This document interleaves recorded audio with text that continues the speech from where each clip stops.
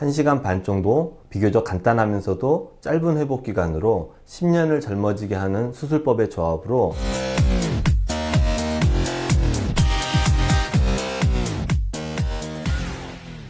얼굴이 처져서 상담을 오실 때 사진에서 보시는 것처럼 볼 처짐과 더불어 팔자주름이 심해진 상태로 오시는 경우가 많이 있습니다. 볼 처짐은 요새는 실리프팅이나 미니 거상술, 업리프팅 등을 통해서 비교적 간단하게 해결할 수 있어서 수술을 받으러 오시는 분이나 수술을 권하는 의사 입장에서 별로 부담감이 없지만 팔자주름은 좀 상황이 틀립니다.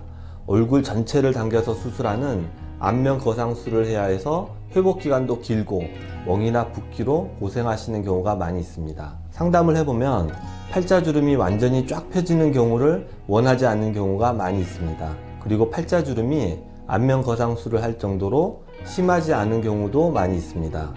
이런 경우 업리프팅과 더불어 귀족 수술을 하시라고 권유해 드립니다. 사진을 보시면 위 주름선이 있고 아래 주름선이 있습니다.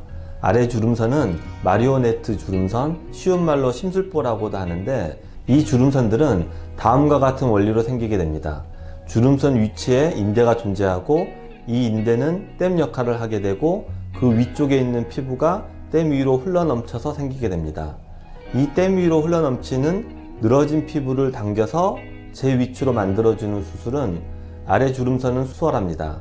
하지만 위 주름선인 팔자주름은 늘어진 피부를 당기기가 어렵습니다. 기존의 안면 거상술은 얼굴살을 당기는 수술입니다. 업리프팅은 기존의 안면 거상술에 변형된 수술법으로 처진 볼살을 정확히 타겟팅해서 올리는 수술법입니다. 수술법은 비슷하지만 목표가 다르다고 할 수 있습니다. 기존의 안면 거상술과 다르게 업리프팅은 구렛나루 뒤쪽으로만 절개를 해서 수술하게 됩니다. 수술이 끝나고 머리를 내리면 가려지는 정도의 절개선입니다. 늘어진 피부를 자르고 피부 밑에 스마스층을 당기는데 이때 가장 효과적으로 당겨질 수 있는 방향으로 실로 당겨서 고정합니다. 수술 시간은 1시간 정도 걸리고 마취는 수면 마취로 진행됩니다. 볼 처짐이나 마리오네트 주름선, 심술보를 수술하면서 팔자주름을 그대로 놔둔다면 너무나 부자연스럽겠죠.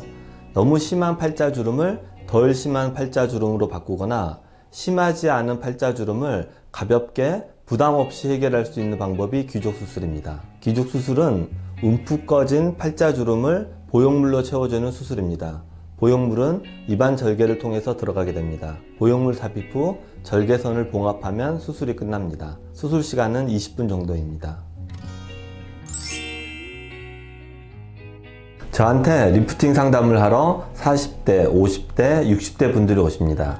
이분들이 저에게 요구하는 건 대략 지금보다 10년 정도 더 젊어 보이기를 원하지 20대의 팽팽한 얼굴로 돌아가기를 원하시는 분들은 없습니다. 기존의 안면 거상술처럼 얼굴은 긴 수술 시간과 엄청난 멍과 붓기를 감수하면서까지 얼굴이 완전히 팽팽해지기를 바라는 사람은 별로 없습니다. 1시간 반 정도 비교적 간단하면서도 짧은 회복 기간으로 10년을 젊어지게 하는 수술법의 조합으로 업리프팅과 귀족 수술을 추천합니다.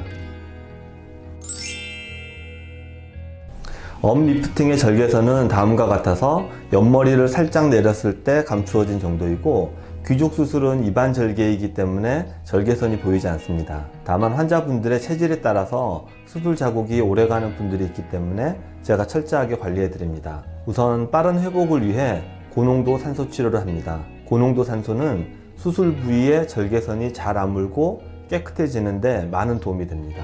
켈로이드 체질이신 분들은 절개선이 부풀어 오를 수 있습니다.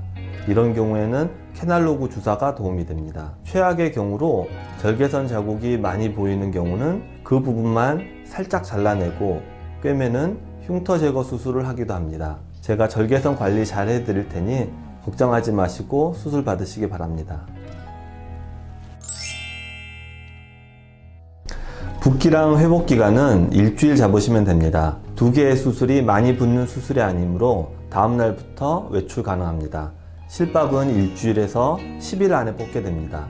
수술하고 한 달간은 보쌈같이 입을 크게 벌리는 음식은 삼가해야 합니다. 수술하고 첫날만 페이셜 밴드를 하고 있고 수술 다음 날부터는 집에서 살림하고 돌아다니고 정상적인 식사도 할 수 있어서 어느 정도 일상생활이 가능합니다.